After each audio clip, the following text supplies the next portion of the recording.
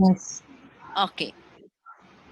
De nuevo, muy buenas tardes. Bienvenidos a nuestra clase de español. Buenas tardes, Patrick, Karen, Nelly and Merly.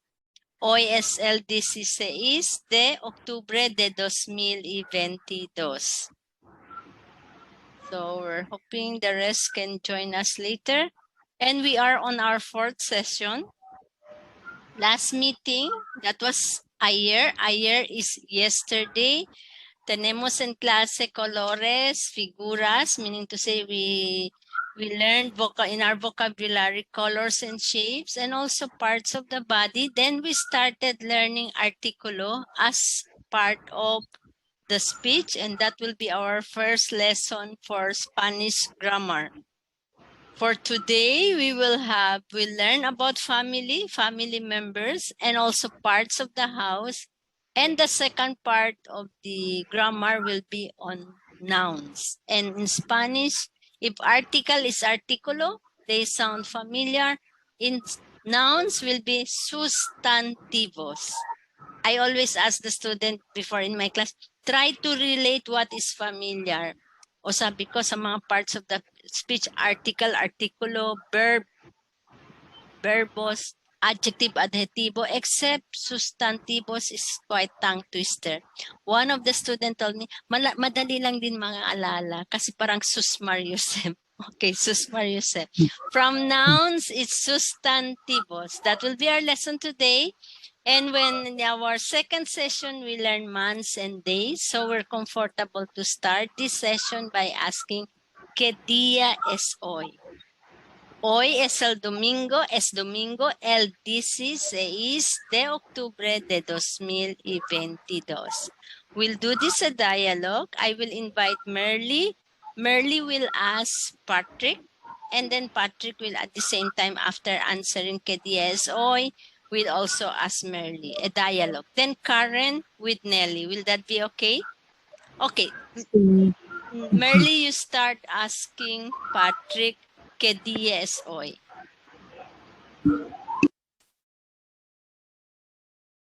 You're unmute. You need to unmute. Patrick, ¿qué día es hoy? Hoy es domingo el 16 de octubre de 2022. Muy bien. Patrick, you ask now Merly. Merly, ¿qué día es hoy? Hoy es domingo el 16 de octubre de 2022. Muy bien, gracias. Okay.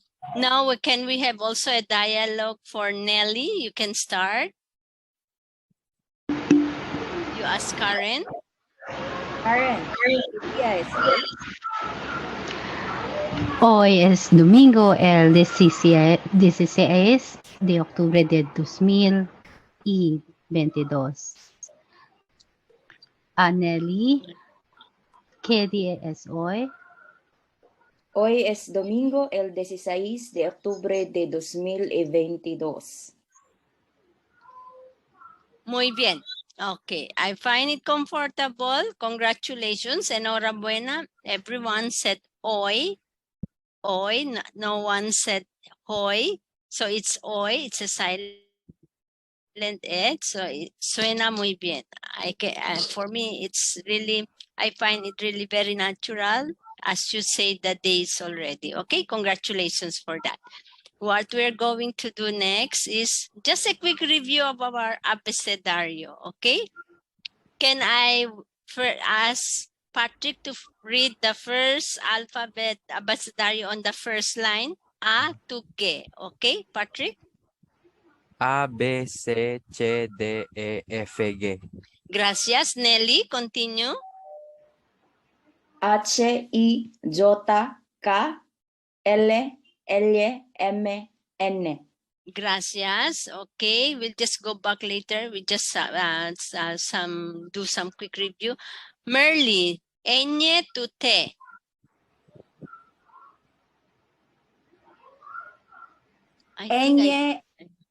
Ñ, O, P, O, R, R, S, T.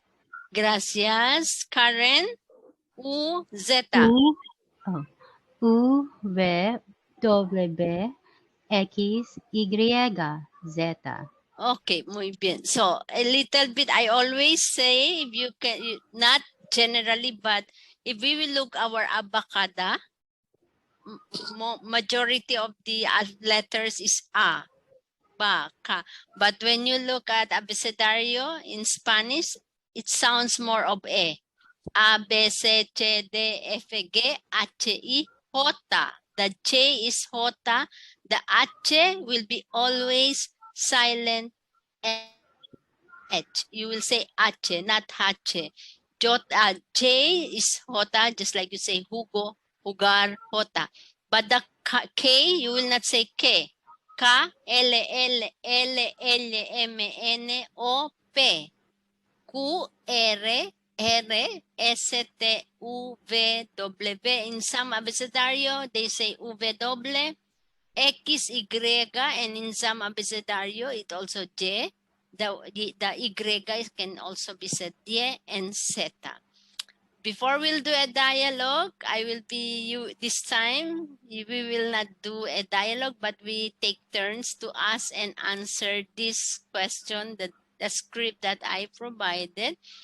But quickly, from the 20, this is 30 letters of abecedario. Choose one letter and said one word that you are very sure it is a Spanish word. If I will start, I will say M, mesa. Just one. Hindi na pwede balik ang M, you can still use, but mesa, hindi na. Okay, M, mesa, anyone? Merly, you want to say? Any of the letter and the word that you're very sure?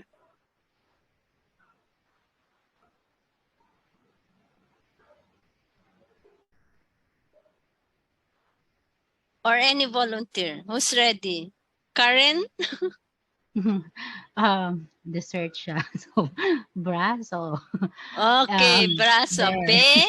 B, letra B, brazo. But Mi dessert, paborito. sa atin yung dessert, ha? But in Spanish, what is brazo? Well, brazo, singular form. In English, what is brazo? Arm. Arm, very good. Because I heard you say dessert. Oh, it will be the sweets delicacy we have. Okay, so done already. B, dessert, brazo, M, mesa, some more. Patrick? B. Button. Yeah, button. Very good. Okay. Nelly and Merly, any of the word that you are sure, ano yung may salita sa Spanish that you know already? Any word. Just pick one letter. I just remembered one word myself. No, that's but good. I Yeah, don't know. sige. I don't Sige. know if it's like manzanas. Yeah, manzanas. Letra, it starts with what letter? M. M, manzanas. Muy bien, correcto. Merly? S, sábado. Sabado. Perfecto. Okay, now when Merly will say Sabado, we know Lunes, Martes, Miércoles, Jueves, Viernes, Sábado, Domingo. 7 na yun. This way, you can, I'm just doing it for a quick practice or throwback with abecedario. Don't forget abecedario. I'm not saying just to prepare yourself for the interview of bilingual, but I think you will agree to me, especially now when we deal most of the time transactions online. Pag bibili kayo ng ticket, or sometimes they will always ask you to spell out, just to be very sure you give the correct word, especially when names or whatever. So you can imagine the same in the Spanish context. They will also ask you to spell out. Then you will not spell out, just like me. In the interview, I was asked to spell out my name. Bigla akong parang nahulog sa nahulog. I cannot, quickly I was saying, ano ba yun? So I said, that's correct. But my eme, I said, ma, a.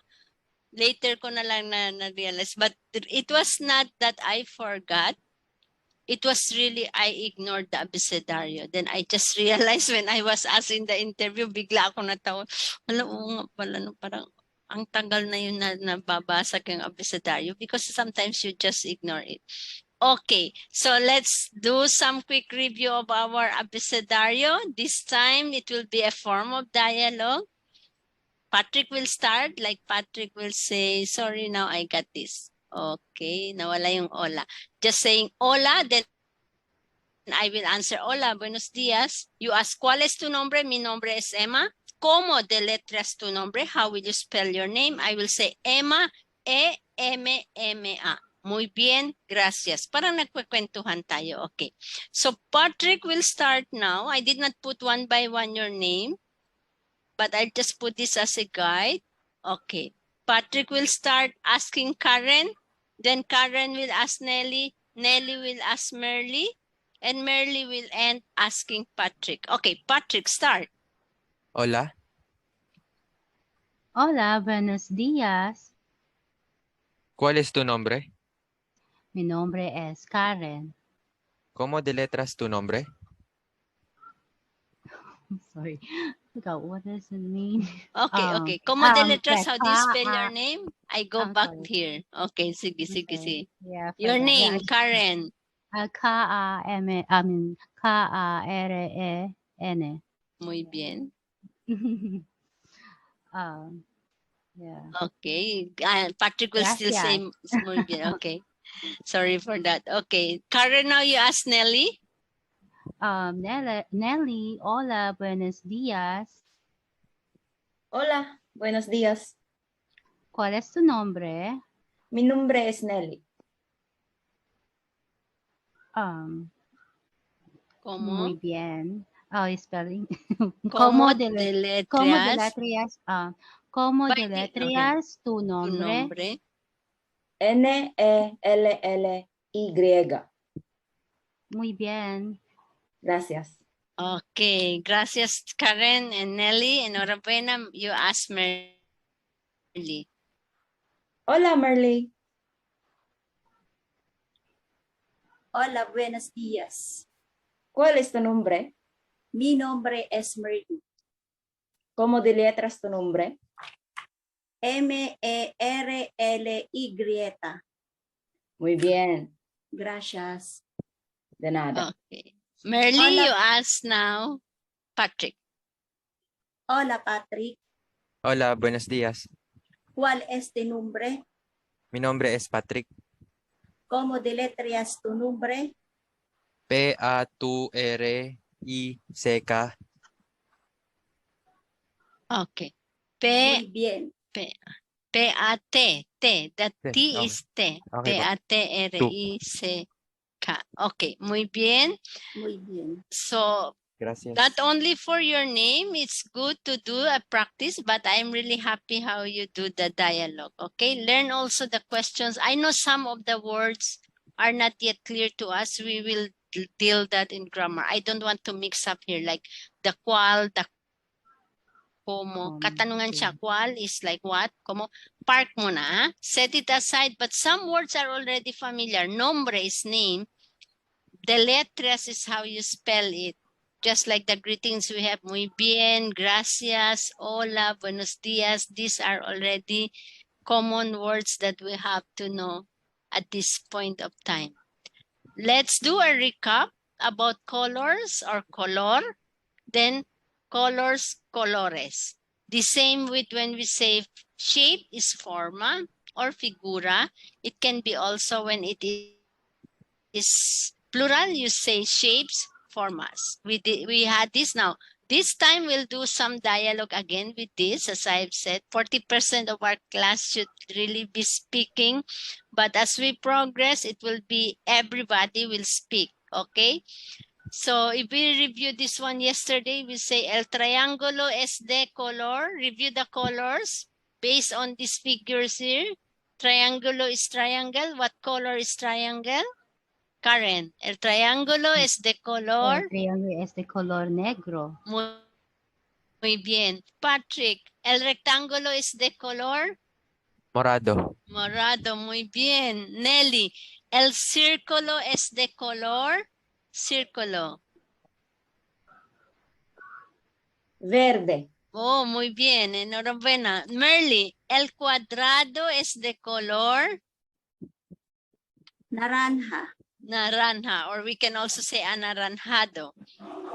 We continue. El óvalo es de color azul. El corazón es de color rojo. El rombo es de color rosado. We were saying some are really like English. Dagdagan lang ng O, but not all shapes. Triangle, triangulo, rectangle, rectangulo, circle, circulo. Round could be redondo, square, cuadrado, oval, ovalo. Heart is a different word. It's corazon, but corazon is very familiar to us. Diamond, do not say diamondo. Diamond is rombo. And when we say star in Spanish, anyone? Estrella. Estrella, muy bien. And this time, la estrella es de color amarilla. Take note, quick recap na rin when we learned in grammar about article that we have to deal with its number and gender. Bakit may gender? We have to determine the word if it is masculino or feminino, which we deal it yesterday. Hindi lang identity of a person here, but all nouns, anong salita, bagay, lugar, it is noun, we have to determine the gender. So triangulo, what is the gender? It ends in O, it's masculino, we use L. That's why L triangulo, L rectangulo, L círculo, L cuadrado, L óvalo, L corazón, L rombo. Now, estrella ends in A, so it's feminino, so we use the artículo la. It is la estrella. Let's do again another round of dialogue. So if I'll start here, for example, I will say to Karen, ¿qué forma es esta? Meaning, what shape is this? I will show the shape. Your answer will be just the word. What shape is this? El óvalo. Óvalo, muy bien. ¿Y qué color? Like I'm asking, what color is the óvalo? Verde. Verde. Then I will ask you, so parang three kwentuhan, no? Three questions, three answers. You just answer one word, óvalo, ¿y qué color? Verde. But I'll ask, ¿qué forma y qué color es esta? Your answer will be in a statement form. You say, el óvalo es de color verde. Muy bien. Now, Karen, you ask Patrick. Start with this. Patrick, ¿qué forma es esta? Rectángulo. ¿Y qué color? Amarillo. ¿Qué forma y qué color es esta? El rectángulo es de color amarillo. Muy bien, gracias. Patrick, Gracias. you ask Merly. Merly, ¿qué forma es esta? Círculo. ¿Y qué color? Morado. ¿Qué forma y qué color es esta? El, el círculo es de color morado. Gracias. Bien, okay. Merly, you ask Nelly. Nelly, ¿qué forma es esta? El cuadrado. ¿Y qué color? Azul. ¿Qué forma y qué color de esta? ¿Es esta? El cuadrado es de color azul. Okay, muy bien. Enhorabuena. It sounds very so. It's like you're doing a question and a simple.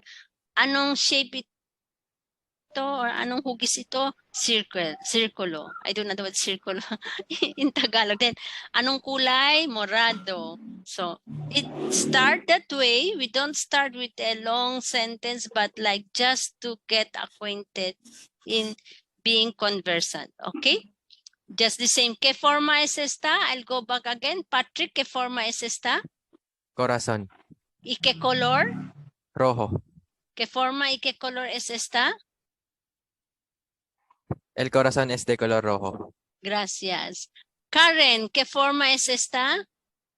Triángulo. ¿Y qué color? Anaranjado. Muy bien. ¿Qué forma y qué color es esta? El triángulo es de color anaranjado. Gracias. Nelly, ¿qué forma es esta? Rombo. ¿Y qué color? Wasurita. Ro... Wasurita. Oh, I forgot. Rosado. Rosado. I was about to say I talk in Japanese. pagkapareho I'm sa sorry.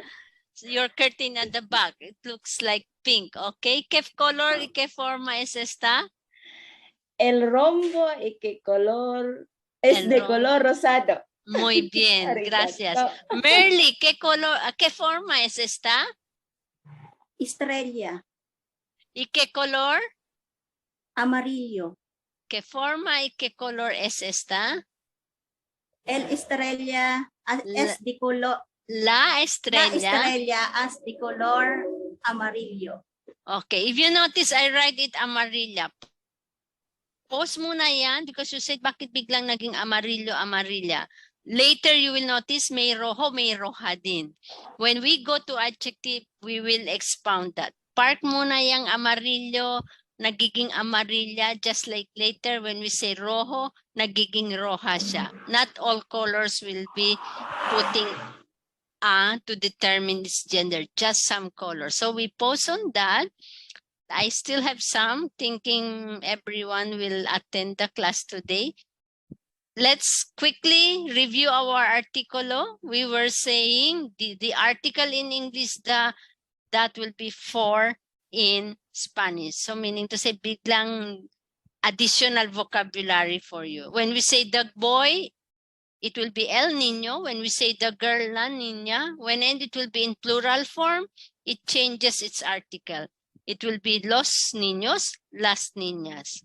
Okay, balikan ko na one more time. Sa English hindi nangyayari. Kaya don't think English and translate in Spanish as how you think in English, or else mapapaiwan sila los, las. L na lang. Because when you do translation in English, ang biglang lalabas, even I think when you do that, the is L. Yun ang karamihan you will absorb. How will I translate? Hindi naman kagad sabihin, it will be el, los, las, la. No, it will be just, it will appear like the is el. So you start saying el niña, el niñas, el niños, napaiwan na yung very important in learning the language, that agreement on number and gender will really give you a good foundation and confidently can speak Spanish correctly, okay? Because the moment you are very sure your artikulo is correct, you can say it loud and clear, la mesa, or you will say el papel. The moment you are a bit not comfortable with your article, maghihina yung level ng voice ninyo. Kasi hindi kasi ako sure ano ba yun. Unconsciously, it will be that way when we're learning a second language. Okay, we did this yesterday. Who wants to volunteer number 1? What is the correct artikulo? Nelly, you're smiling. Okay, mesa. La mesa. La mesa, muy bien. Cine. El cine. El cine, gracias Patrick. Tienda. La tienda. La tienda, Nelly, gracias. Lápiz. Karen? El lápiz. El lápiz. Merly, gafas. La gafas. La gafas. Gafas is eyeglasses, so it always go in a plural form. It will be plural ng la is las gafas. Muy bien. The same lámparas will be las lámparas. Hombre is masculino talaga. It's a man. Marami. Hombres will be what? Anyone? What will be the article? Los Hombres. Auto is like car, coche. It El is Otto. or el otto. Muy bien. Manzana, Nelly, that's your word. What will be the article now? La manzana. La manzana. País, it's not mais. País is a country. Even it ends in S, it's still one country. So it is, hindi natin sure kasi hindi siya nag-e-end ng O at saka El País. That will be our lesson for today. That will help us to determine how we will determine the noun, if it is singular or plural. One more round with el, la, los, las. This time, may word at saka picture. First, we try to do our quick vocabulary test. So this is, okay, I start saying, what is this? Strawberry in Spanish? Presa. Muy bien, gracias. What is book? The words are here. Libro. Libro. Tunog Tagalog, hindi ba? What is scissors? Tijeros. Correct. Tijeras. Sorry, maliit pala ang sulat. What is pants? Pantalones. Pantalones. It goes with pair, no? That's why it's pantalones in a plural form. What is table? Ayan, din ninyo mamimiss ito. Tunog Tagalog. Mesa. And what is nose? Nariz. Nariz. Muy bien. Now, who can supply the correct artikulo? Let's start with mesa. Nelly. Mesa. La mesa. Okay, muy bien. Merly, pantalones. If I will say, okay, usually el pedazo de pantalón, kasi pantalones will always go with pair. So, it's masculino. You will say, pantalones will be?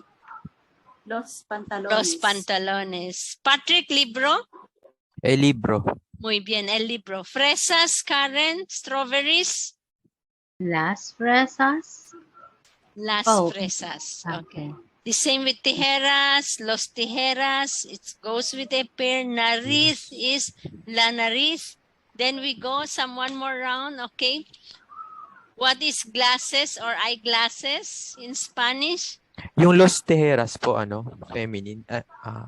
Tijeras is Los po. kasi Masculine tijeras like pantalones, scissors will always go with pair. You cannot say tijera.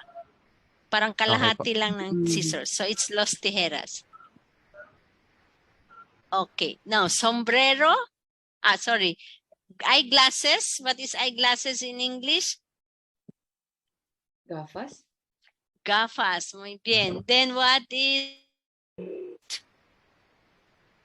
Sombrero. sombrero? Muy bien. Ito, dito tayo. Ito, Nelly ulit. Mansanas, apples, mansanas. San. This is a couch, or we call it Sofa. sofa. This one is house. What is house in Spanish? Casa. Casa. Casa, muy bien. This one, profesora, very clear. Professor, profesora. Mata, eyeglasses. Sorry, eyes lang. Eyes, walang glasses. Eyes. Ojos. Ojos. Ito, itlog is in Spanish?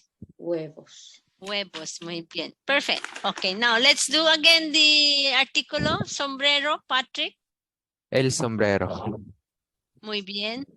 Karen, profesora. La profesora. Nelly, ojos. Los ojos. Los ojos. Merly, huevos. Huevos siya pag isa lang. Pag marami, huevos. Eggs. Las huevos. No, las kasi huevo is a word masculino. It ends in O. Los huevos. Los huevos. Gafas, las gafas. La casa, la sofá, las manzanas. Okay? So that we know already when to use el, la, los, las. But the challenge to us, how, aside from those ending in O and A, how we can determine the noun if it is masculino, feminino. pose that will be in our grammar. For now, let's take a look some of our vocabulary that speaks about the picture is all about the family. Familia. Okay, the family in Spanish is Familia. La familia. La familia, muy bien. Familia is the gender is femenino, so the artículo la familia. If I will say the families, las familias. Okay. Quickly with all the picture, you know, the picture of a normal family, we have grandparents, lolo, lola, mother, father, son and daughter. Okay. Any guess if you know already in Spanish? Abuela. Abuela, muy bien. Abuelo, then abuela. Father, mother, could be Padre, padre, padre. madre. You can also use papa, mama in Ah, Spanish. Son, ito popular sa atin. Hermano. Único. Hindi, son, Ay. brother, son, anak. Hijo. Okay, muy bien. Único hijo, única hija. Okay, hijo, menor hijo. Okay, hijo, hija. Pag marami, it will be abuelos, abuela. Then later we try to see using the correct article. This is really just trying to picture out the different members of the family. I'll read it in English, you read in Spanish. Okay, I'll start with Nelly. Granddad or grandfather? Abuelo. Father? Padre. Okay. Merly, son? Hijo. Nephew? Sobrino. Karen, brother? Hermano. Cousin? Primo. Okay, it can be a cousin boy, a cousin girl. So cousin boy is Prima. primo. Patrick, uncle? Tío. Husband? Esposo. Grandson? Nieto. Okay. Some words are already familiar to us, di ba? We're using also, I think in our dialect, tío is common, right? Di ba? We use tío in Tagalog, tía.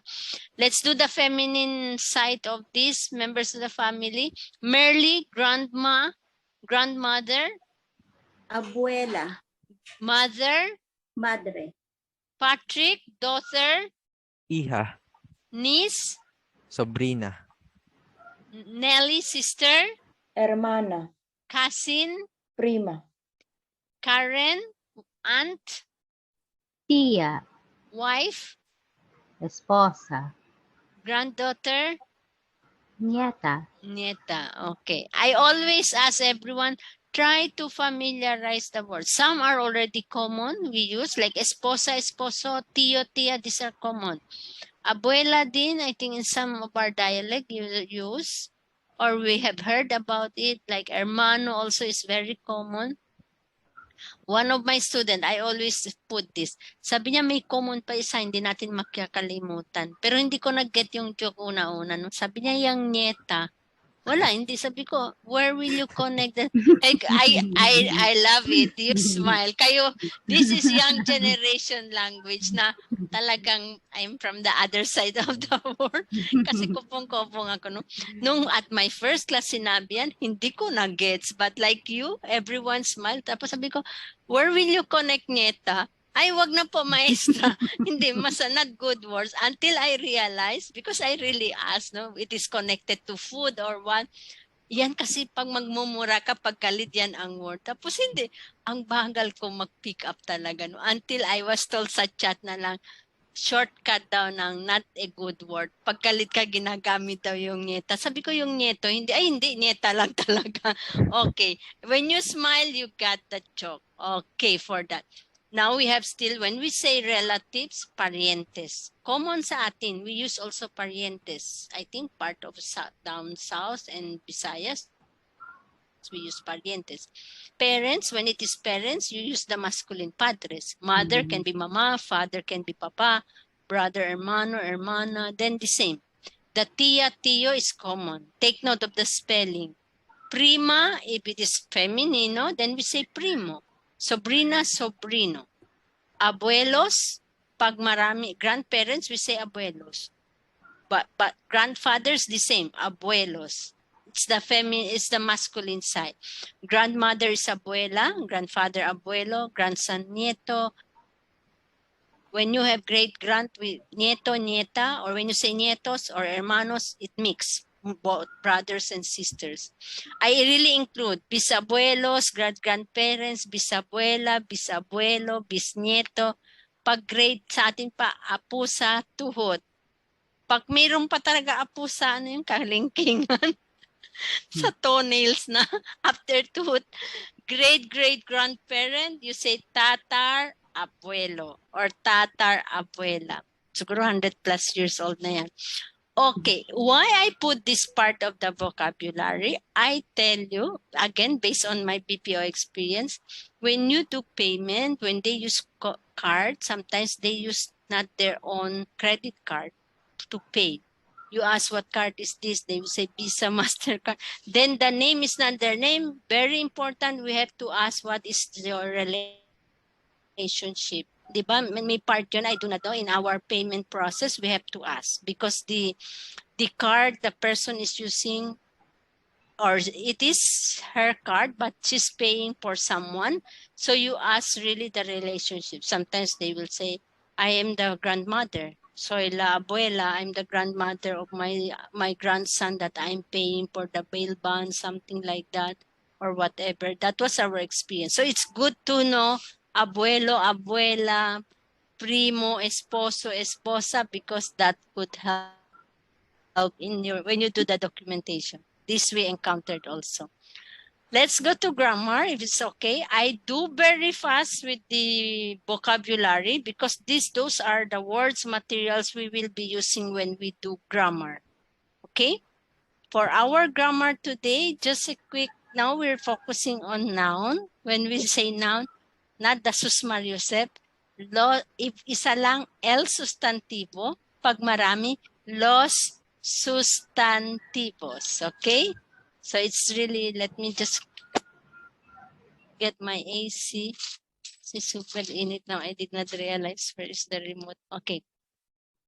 So nouns are names of person, places, and things. Just like nombre, se nombran personas, animales, cosas, lugares. Para lahat ng bagay is a noun. The same din sa English, okay? But what is challenging to us now, aside from knowing the name, the vocabulary of the nouns, malilit ang mga picture, but I'll go to that. We need to know also its gender, okay? Take a look at this. We start with this. When we say about noun, before I'll go to nouns, because it's name of persons, it could be name of places, it can be name of shapes, or it can be name of things around us and places. So let's do a quick, marami ba ang 5 or 3 lang? Okay. Think of 5 nouns in Spanish already. Or tatlo. Which one that will give you will make you comfortable. But you have to put already the correct articulo. You can go back with abecedario when you make mention, like I say mesa. Now I will say la mesa because we will practice now noun with a correct article.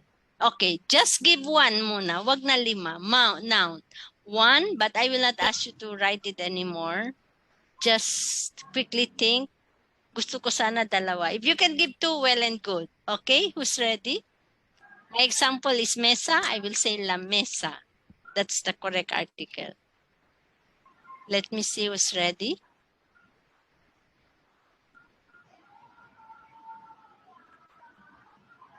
Is it? Ciudad. Okay, Nelly, yes? I'm sorry. Ciudad. Yeah, ciudad is a city. So what will be your articulo? La ciudad. La ciudad. Okay, just pause it, but you gave a good example. That will be our lesson after this. Pause muna, but ciudad is correct. Patrick raising your hand. Yes, Patrick. Mujer. Mujer. What will be the articulo? La mujer. Muy bien, correct. Nelly, relax. Ciudad is correct. And you said la ciudad. I will say pause, you will know the answer. I'm not saying wrong or correct, but that will be part of our next lesson. Karen, La bandera. la That's a flag. bandera. Okay. Bandera. Okay. La. Merly, La sofa. la sofa. Okay. Isang sofa, la sofa. Muy bien. Suppose you can practice this. We don't have the luxury of time really to do 5 nouns. We say nouns in Spanish, we have gender of nouns, which in English we don't have. So wag na natin balikan yung English muna. It is classified in 2 categories. It is masculine or masculino, and it is feminine, feminino. When we say gender, it doesn't refer to the person. I will say again, kung yung sombrero is where ang nagsusuot babae, it doesn't mean feminino yan, no? It's the word itself. It ends in O, so it is masculino. So it is an only masculino or feminino. Then here are basic rules to remember when we talk about gender, noun genders, okay? Generally speaking, word that end in O are masculine. Pag nag-e-end ng O, ejemplo, perro, dog, el perro, libro, it ends in O, el libro, masculino siya. Words that ends in A are feminino. Ejemplo, mesa ends in A, la mesa. Casa, la casa.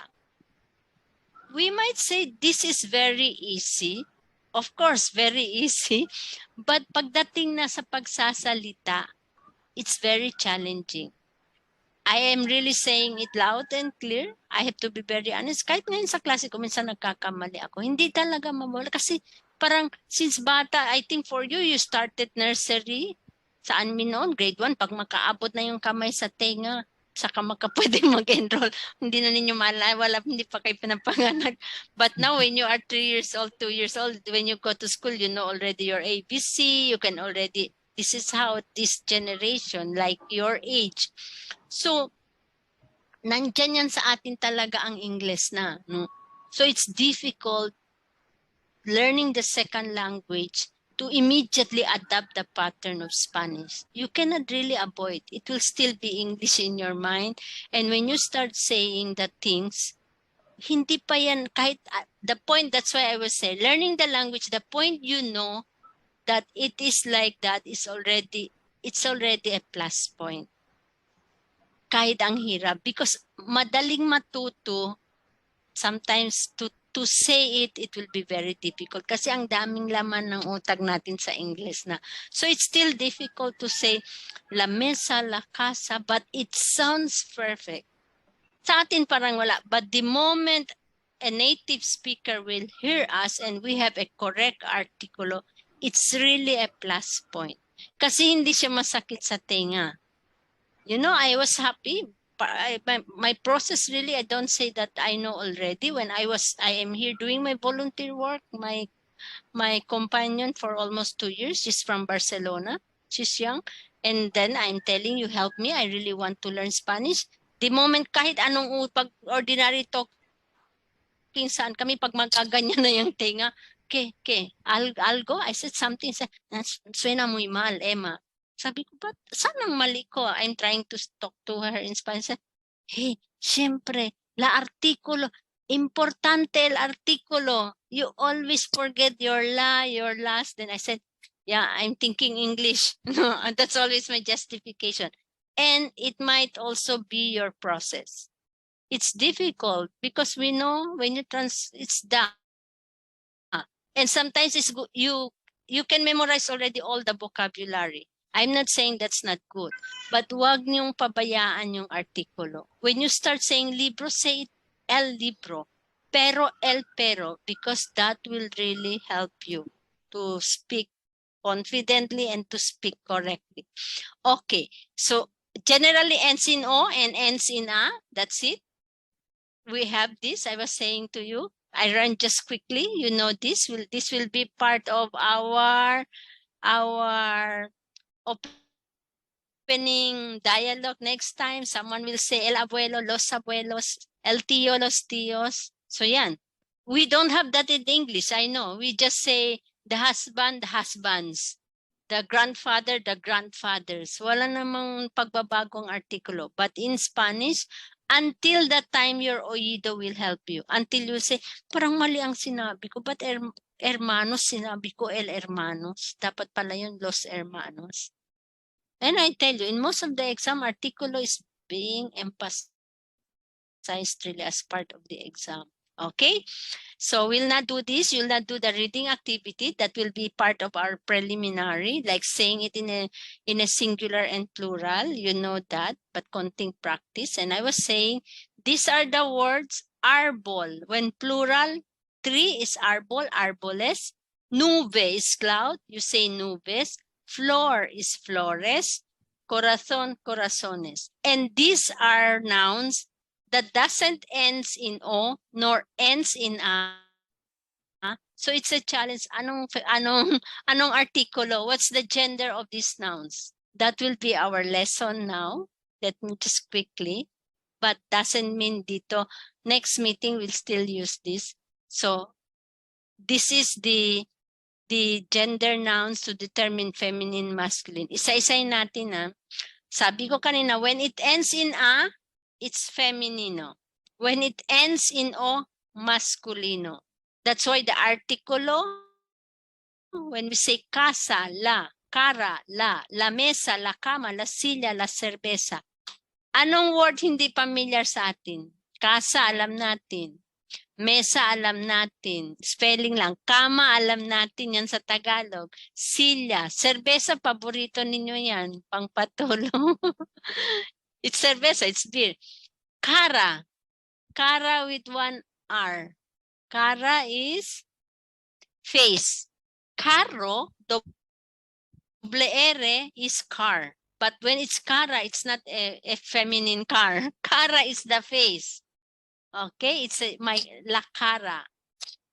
Then carro, double R, that's car. You might encountered already carro.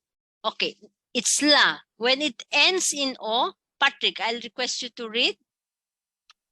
El carro, el dinero, el florero, el edificio. Okay, it ends in O, so it's L.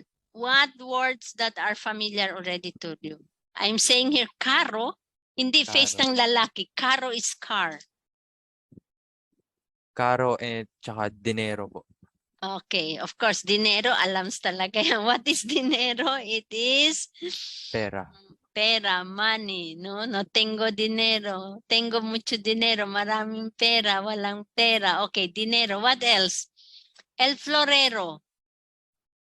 Florero is, flor is a flower, one flower, pag marami flores, but florero is a flower base. Okay? Edificio.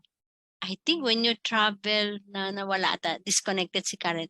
When you travel from, okay, okay. Noted. Let me just screen share this to justify that Karen is present. I was not able. Okay, let me just first. I should have taken picture earlier because Karen need to leave the class. Okay, can I request? Can I ask permission before we continue? Because we can extend for another, I suppose, 6 minutes or 10 minutes. I'll just need to take a picture to justify the attendance today. Okay, gracias. I miss Karen. I wasn't able. I should have done it 5 minutes before. So Karen. Okay. So edificio is a building. When you travel, like I always see a big word in Cubao. No, not Cubao. From Caloocan in EDSA to Cubao, there is big somewhere on the left side saying El Edificio. Edificio is a building. Okay, claro sa atin. It ends in O, masculino, ends in A, feminino, but not always. May mga exemption to, ha? Next is, if it ends in A, yes, ends in O. Now, when it ends in sion, it is feminine. When the word sion is either C, zeta, or S, it's feminine. Ejemplo, la canción, la relación, la presión, la televisión. Okay, you know what is relation? Relation is relation in English. Presión is the pressure. Television, of course, we know television, so it's la. Canción, what is canción? Canción is song. Kaya ang verb to sing is cantar. So canciones, songs, canción. So canción ends in sion, it's la. La canción, la relación, la presión, la televisión. When the word ends in a-j-e, aje, it's masculino. Nelly, help me. Can you read these words? El mensaje, el paisaje, el garaje, el pasaje. Okay, pag ahe ang ending, masculino siya. Some words are familiar. Garahe is garahe, we know that. Pasahe, of course, pamasahe. El pasaje. Mensaje, we know that, it's message. It's all el. El mensaje, el garaje, el pasaje. Paisaje, meaning to say pasyar, scenery, paisaje. Like you say, I want to travel to see the sceneries, paisaje. But without a, like I, pasahe is the same for us, pamasahe. Okay? Doon natin nakuha yung Tagalog word. Pasahe, pamasahe. So it's L. Sion, ahe, masculino. Now here, I think I go now to Nelly when you give your example. When it ends in de, ada, dad, or te, ada, it is feminino. What was your word, noun? Ciudad.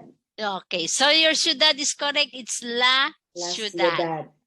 I know your it doesn't end in o and a. So words that end in dad and tad, like ciudad, it is la. Can you read the words example, Merly? La edad, la verdad, la amistad, la lealtad. Lealtad, okay. La lealtad. When you travel in Manila, España to Baclaran, di ba may lugar lealtad, even train MRT station. Lealtad is la lealtad. Lealtad is in Spanish loyalty. La amistad, amistad is friendship. That's why Valentine's Day in Spain, they say San Valentin, Dia de San. But in Latin Americans, they will not say Dia de San Valentin. It's Dia de Amistad. It's a day of friendship. So la amistad. La verdad is truth. Edad, alam natin ang edad, di ba? Age. Ang edad natin. The same in Tagalog. Edad din ang word. La edad. But it is feminino. Now, when it ends in o-ere, it's masculino. Patrick, help me with this. El amor, el dolor, el error, el sabor, el temor.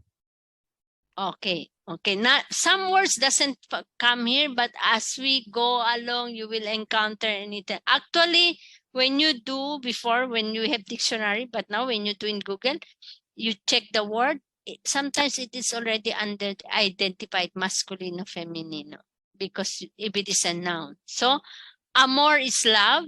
You say el because it ends in o-ere. El amor. Dolor is pain. Kaya yung pangalan Dolores, di ba? Pain. El dolor. Error, the same in English, el error. Sabor is the taste. That's why we say the food is sabroso, masarap. Sabor is the flavor or the taste. Temor is fear. Tengo temor. Parang natatakot ako. Temor. So, words that ends in o-ere is masculino. Muy bien. So, feminino, ciudad, verdad, feminino yan. Ending in or, o-ere, masculino. Now, I said there are irregularities. May exemptions siya. There are some words that ends in o, but it is feminino. Photo, mano. Kaya nga yung mano, la mano. We don't say el mano, but it ends in o. La mano. La moto, you don't say el moto. La radio, you don't say el radio, la radio. These are some words exempted, nakakaiba siya. Exemption to the rule. Kaya irregular siya. Meron naman, it ends in a, but it's masculino. Ejemplo, clima. When you say climate, you don't say la clima, it's el clima. El día, day, you don't say la día. That's why when you say, ¿qué día es hoy? Hoy es lunes, domingo, el, you use the día is masculino. Idioma, it ends in a, but it's el. Poema, it's poem. You don't say la, it's el. I know it's still a bit, but this will just help you guide, because when you use the articulo, you have to determine the gender and the number. Because if it is singular, like when we say climas, you don't say el, los climas. Días, you say los días, okay? It's 2:07. How I wish, okay. These are part we will practice next time, part of our recap. Trying to recover like canción, mensaje, then you know you will use la canción. You start using la canción, then when it's plural, it will be las canciones, la relación, las relaciones, la televisión, las televisiones. The same you say el mensaje, los mensajes, el paisaje, los pasajes, like you will say el garaje, los garajes, okay? The same. We will practice this part of our recap, like we say la edad, las edades, to really to help our oído. But that when it is singular, we change the articular, to plural, we change the articulo. When it is feminino, it will be a different articulo. So now the agreement of noun and article, we should focus to two things. Its number, kung singular, plural ba, then we will know anong artikulo gagamitin, and most especially the gender. If it is feminino, and then if it is masculine. That's all for today. Practice more tayo. I hope this is not too much to say, but we have this kind of practice like cuaderno is a notebook. It ends in O, so you will start saying el cuaderno. Pag marami, los cuadernos. Example, escuela, la escuela. Pag marami, las escuelas. So it takes a lot of patience and practice on your end. But I would like to say, try not to leave behind the articulo, or else even you have plenty of vocabulary already, pag maiwanan yung artikulo, it might tend to bring us back to the English na sanay na tayo to just use one artikulo. Then we might start fix tayo sa el. We start saying el día, which is correct. Then we say el canción, el ciudad, because that's the city in English. So we always bring, if you're sure this is a noun, always say the noun with the correct articulo. Okay. Thank you. I want to say thank you for your kind consideration that I was late. I hope it won't be every Sunday. Ngayon lang kasi nakasakay na ako. Nag-carpool kasi kami. Tapos I cannot also demand. Nakiusap yung nanay mauna kasi gutom na daw yung mga anak niya. So ibang road, so mas natagalan ang pagbalik ko. Anyway, so we look forward, as I've said last time, in every 5th session, we will have our quiz. And again, don't worry, the exam is not graded. It will really help us to measure, and also on my end and your end, saan tayo kailangan mag-review or mag-focus kung may hindi naging klaro sa atin, okay? So we will have, usually the exam is in a Google form. It will be uploaded by the admin through your group chat.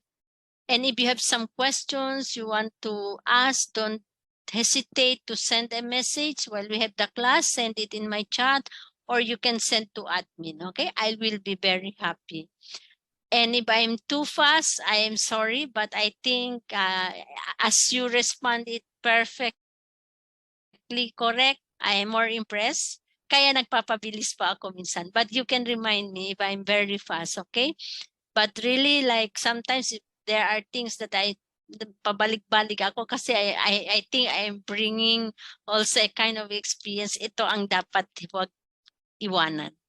Kasi when we start talking, dyan na nakikita, ano nangyari? I always say in my experience, kuya, ano nangyari? Sabi niya, hindi ko kasi binigyan ng pansin talaga yung mga ganyan-ganyan. When we go to verbs, we encounter many things na nasanayan na natin. And I don't want you as, of course, you are not beginners. As the way you answer, you have many words already. I think you have already good language, good Spanish in you. We will just polish it, okay? So it will really depend how you interact and how fast we can go. I'm happy. We look forward. We will also do the indefinite article. Take a look at that. We continue the vocabulary, the house, parts of the house, and we go on with some review and part of it the exam. I say thank you for now, Nelly, Patrick, and Merly. We miss Karen. The exam will just be very simple. It has a I'll show it to you before you'll take the exam, okay? Let's say it's a day, and muchas gracias for your kind consideration. Pick a word without using the word adios when we want to say bye for today, okay? Patrick? Hasta la próxima. Okay, la próxima. Nelly? Ten un buen día. Gracias. Muy bien. Patrick, hasta la próxima. Ten un buen día. Merly? Idet. Ok, cuídate, ok. De nuevo, Patrick, Merly, Nelly, muchas gracias. Adiós. Nos vemos el sábado que viene. Muy buenas tardes. Enjoy the Gracias, rest of your maestra. weekend. Ok. Bye. Gracias. Thank you, maestra. Gracias de nada.